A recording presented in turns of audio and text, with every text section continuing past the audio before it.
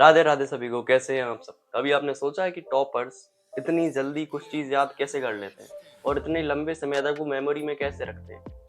There are some secrets and I am going to tell you in this video. बस video आपको पूरी देखनी है, वो भी ध्यान से। So before diving into the video, please subscribe to our channel to change yourself and contribute to make the world better. चलिए आगे बढ़ते हैं। Why smart studying beats hard studying. ध्यान से सुनिएगा। हमारा जो ब्रेन है ना, वो एक स्टोरेज हाउस नहीं है। आप सोचोगे कि जो आप रखना चाहोगे तो वो रख लेगा बढ़िया प्यार से। अगर जो चीज़ ज़रूरी नहीं है वो ऑटोमेटिकली उस चीज़ को हटा दे। तो अगर आपको कोई भी चीज़ इंपॉर्टेंट उसके अंदर सेट करनी है, फिक्स करनी है और लंबे समय तक उसको उस चीज़ में रखना है, तो आपको क्या लगेगा? पहले तो प्रैक्टिस लगेगी। दूसरा, एक पैटर्न लगेगा, एक सिस्टम लगेगा कि ब्रेन को इस तरीके से समझाना पड़ेगा। तो उसके लिए करनी पड़ती है मेहनत। ठीक है, लेकिन अनफॉर्चुनेटली हमारे इंडिया में इस तरीके की मेहनत होती नहीं।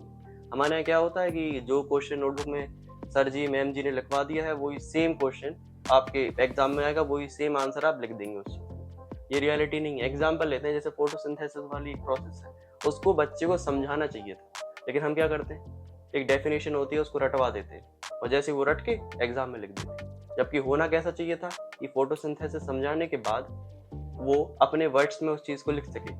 लेकिन क्या कर सकते हैं, ऐसा होता नहीं है। क्लास 10 से पहले तो हमें आज तक मिला नहीं कि आज तक हमने अपने मन से आंसर लिखे। हमेशा जो नोटबुक में लिखा रहता था सेम लिखना पड़ता।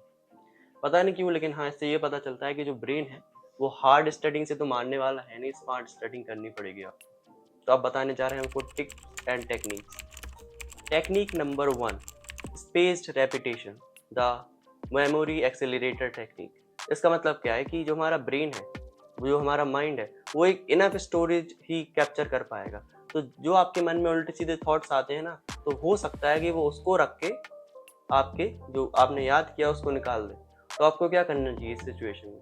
आपको इस टेक्निक का यूज़ करना चाहिए। इस टेक्निक के हिसाब से आपको रिवीजन करना है, लेकिन गैप बढ़ा कर। एग्जाम्पल लेते हैं, जैसे आपने प्रोसेस पढ़ी फोटोसिंथेसिस, आपको उसको रिवाइज करना है 1 दिन बाद, फिर 2 दिन बाद, फिर 3 दिन बाद, फिर 4 दिन बाद। इससे होता क्या है, ब्रेन को याद रहता है कि हाँ ये चीज़ इंपॉर्टेंट है, उसको दिमाग में रखना है, बाकी जो फालतू चीज़ें हैं उनको निकाल देना है।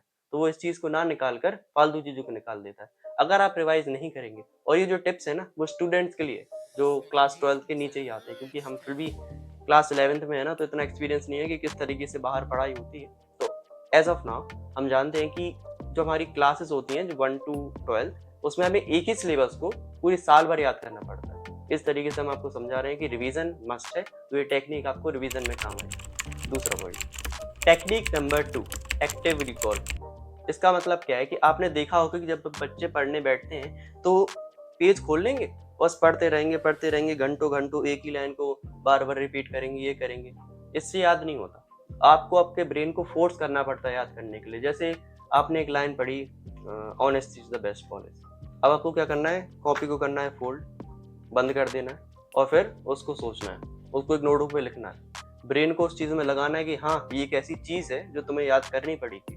बस ऐसे तो वो याद करेगा। आप सोचोगे कि बस पढ़ रहा है, थॉट्स आपके कहीं और जा रहे हैं, तो इससे मजा नहीं आएगा। आपको अंदर से भी पढ़ना पड़ेगा। सिर्फ बाहरी दिखावा थोड़ी करना कि आप पढ़ना चाह रहे हैं। इस तरीके से क्या होगा, आप मुश्किल से एक दिन याद कर पाएंगे। दूसरे दिन अगर आपने किसी ने आपसे पूछ लिया, आप कहेंगे यार रिवीजन जरूरी है। इस तरीके से आपको एक्टिव रिकॉल करना है। ये जैसे आपने किसी भी डायग्राम को पढ़ा, तो एक बार याद करने के बाद दोबारा बनाइए। जैसा तैसा बने, खराब बने, उससे कोई मतलब नहीं। आपको खुद की प्रैक्टिस करनी है कि हम बनाएंगे बस।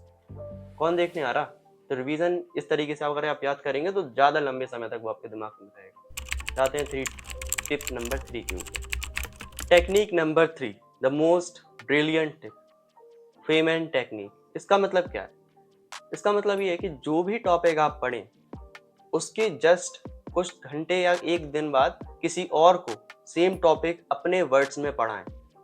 इसका मतलब क्या है, जैसे आपने पढ़ा आज फोटोसिंथेसिस या कोई भी एक प्रोसेस पढ़ी आपने, आपको क्या करना है, अगर स्कूल में पढ़ा है तो घर पे आके ही शाम के टाइम अपने भाई या बहन को पढ़ा सकते हैं अपनी भाषा में। बस कहिए कि 5 मिनट हमारी बात सुन लो। तो अब जैसे ही पढ़ाते हैं ना, तो आपके जो ओन वर्ड्स रहते हैं वो आपके दिमाग में फीड हो जाते हैं। ये जो प्रोसेस है ना, वो इस तरीके की है। क्योंकि बाई चांस अगर आपको एक डेफिनेशन याद कराई है, समझाया नहीं है, तो उससे फायदा तो होगा नहीं। क्लास में थोड़ा बहुत तो समझाते होंगे ना।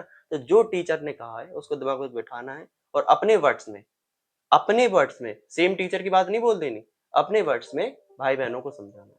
इससे आपके दिमाग को पता चलता है कि हाँ, ये प्रोसेस हमें आ गई है। और जब भी कोई चीज़ प्रैक्टिकली हम वो कर लेते हैं तो वो थ्योरेटिकली ज़्यादा बेहतर होता है। तो प्रैक्टिकली आप इस चीज़ को करें और अपनी मेमोरी को बढ़ाएं। Now let's combine the three processes and make them a brilliant time. Okay? अब तीनों प्रोसेस को करते हैं कंबाइन और बनाते हैं बेस्ट पैटर्न। सबसे पहले तो करनी है पढ़ाई। पढ़ाई नहीं करोगे तो टिप्स क्या काम आएंगी। पढ़ाई किस तरीके से करनी है, कल वीडियो बनाया था विद कंसंट्रेशन, किस तरीके से हम बेहतर बन सकते हैं। वो तो वीडियो देख लीजिए और पहले पढ़ाई करना सीखिए। दूसरा पॉइंट, एक्टिव रिकॉल। पढ़ाई करी फोटोसिंथेसिस, पढ़ने के बाद क्या करना है, उसी चीज को रिपीट करना है नोटबुक बंद करके।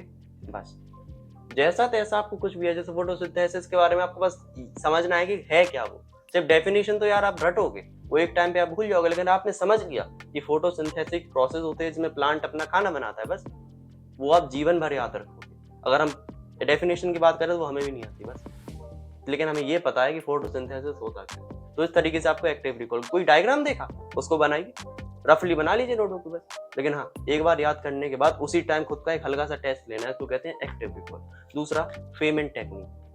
क्या था? Payment technique. स्कूल में पढ़ा था, घर पे आए भाई बहनों को सेम चीज समझा दी कि आज फोटोसिंथेसिस ऐसा होता वैसा होता अपनी भाषा में, तो दिमाग को पता चल जाएगा कि हाँ ये ऐसा होता। और जब भी आप किसी चीज को पढ़ाते हैं ना, लोगों को समझाते हैं, तो ब्रेन को लगता है ये चीज इंपॉर्टेंट है और इस तरीके से हम खुद को हैंडल कर सकते हैं। मतलब समझे तो वो समझ लेता है कि हाँ ये चीज हमें आती है बस। तीसरा पॉइंट एंड द लास्ट, क्या कहा था? Spaced repetition.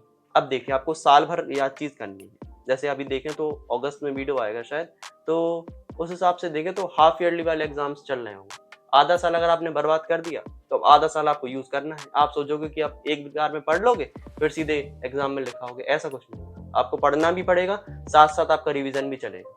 तो किस तरीके से चलेगा? स्पेस्ड रिपीटेशन वाली टेक्निक। आपने अगर कोई भी टॉपिक पढ़ा आज, जैसे आपने हिस्ट्री पढ़ी, ठीक है, तो अब आपको एक दिन बाद रिवाइज करनी है सेम टॉपिक।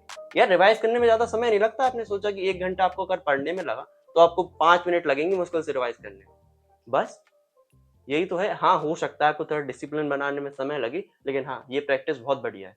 इससे आपके ऊपर लास्ट टाइम प्रेशर भी नहीं आएगा क्योंकि सब कुछ याद रहेगा बस। तो इस चीज को यूज करिए, ना कि बस सुन के निकाल देना है।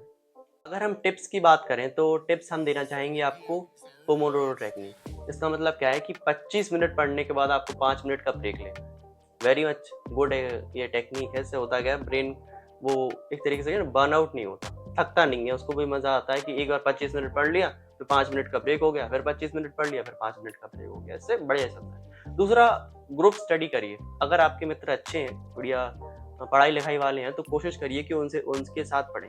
इससे होता क्या है कि कनेक्शन जब बन जाता है ना, कि वो आपके डाउट्स भी सॉल्व कर सकते हैं, आप उनके डाउट सॉल्व कर सकते हैं। इससे लर्निंग प्रोसेस भी हो जाती है और शायद पेमेंट टेक्निक वहीं यूज हो जाए। उन्होंने कुछ टॉपिक पढ़ा, वो आपको पढ़ा देंगे, आपको भी समझ में आ गया। आपने कुछ पढ़ा, आपने उन्हें बता दिया, तो उन्हें भी समझ आ जाएगा। इससे होता है क्या, बहुत बढ़िया। अब जाते हैं पर्सनल एडवाइस के ऊपर जो हम आपको देना चाहेंगे। देखिए, अगर हम पर्सनल एडवाइस की बात करें तो देखिए, वीडियोस तो आपको कितने सारे मिल जाएंगे, है ना। टिप्स भी इससे बेहतर बेहतर मिल सकती हैं, लेकिन यार देखो, फायदा कब है, जब आप इसका इस्तेमाल करोगे। आपने सोचा कि बस एक वीडियो देख ले रहे हैं हम क्विक लर्निंग पे, और वो जो भी टिप्स होंगी वो देखेंगे, कल परसों अप्लाई करेंगे। नहीं करनी कल परसों अप्लाई, आज ही से करनी, क्योंकि ये चैनल है ना, ये ओशन ऑफ सेल्फ मास्टरी है। जैसे हमने खोला इसलिए कि अगर कोई आ रहा है तो कुछ फायदा ले। अगर फायदा नहीं मिलेगा तो देखो, कोई मेहनत का हमारा फायदा हो नहीं रहा, ठीक है। तो एज ऑफ नाउ यार देखो, आपका भी फायदा है, दूसरा हमें भी अच्छा लगेगा कि यार कुछ लोग अप्लाई तो कर रहे हैं कम से कम। तो करना आपका काम है, अगर नहीं करोगे तो यार देखो कुछ फायदा होगा नहीं ना। एग्जाम्स भी आएंगे आपके 6 महीने बाद, फिर आप टेंशन लोगे यार देखो आखिरी टाइम पे क्या होगा क्या होगा क्या होगा। हमें भी लगा था कि जो हमारी ज्यादातर ऑडियंस है वो हो सकती है कि बच्चे हो और वो स्कूल में हो, क्योंकि हम भी स्कूल में हैं।